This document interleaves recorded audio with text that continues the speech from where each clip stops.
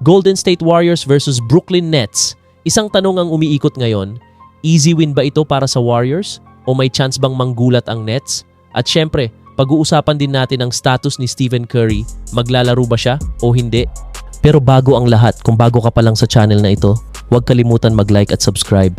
So eto na nga, maghaharap ang Warriors at Nets sa Chase Center, home court ng Golden State.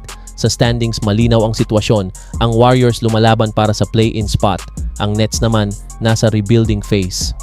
Ibig sabihin, magkaiba ang motivation ng dalawang teams. Ang Warriors, every game importante. Ang Nets, more on development at future na ang focus. Kaya sa papel pa lang, lamang na ang Warriors. Simulan natin sa Golden State. Ang team na to ay pinangungunahan ni Stephen Curry, isa sa pinakamapanganib na scorer sa NBA. Pero ang tanong, fully healthy ba siya? Maglalaro ba siya sa game na to? Kapag active si Curry, automatic, mas mabilis ang offense, mas spaced ang floor, mas dangerous ang Warriors. Pero kahit wala siya, may mga players pa rin tulad nina D'Anthony Melton, Draymond Green, Kristaps Porzingis na kayang mag-step up. Ang problema lang, consistency. Minsan sobrang init nila, minsan naman biglang malamig. Ngayon naman punta tayo sa Brooklyn Nets. Ang Nets ngayon ay wala na sa contender status. Rebuilding na sila. Key players tulad nina Michael Porter Jr., Terrence Mann, ang inaasahan nilang magbuhat ng scoring.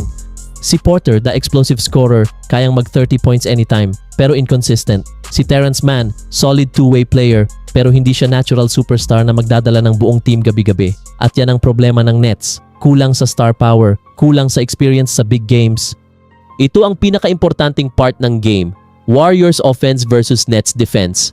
Kapag nag-click ang ball movement ng Warriors, mahihirapan ang Nets. Pero kung makontrol ng Nets ang pace at mapabagal ang laro, may chance sila. Isa pang key, 3-point shooting. Kapag uminit ang Warriors sa tres, lalo na kung nandyan si Curry, game over agad. Pero kung sablay sila, pwedeng maging close game ito. Ito ang mga pwedeng magbago ng outcome, injuries. Kung wala si Curry, mas close ang laban. Kung kompleto Warriors, malaking lamang. Alright, prediction time. Sa lahat ng factors na yan, ito ang nakikita kong mangyayari.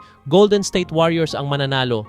Score prediction, Warriors by 8 to 15 points. Pero take note, wala si Curry, bababa ang lamang nila, pwedeng maging dikit ang laban.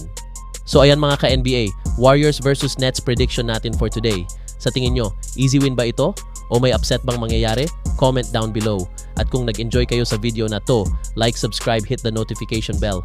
Peace out!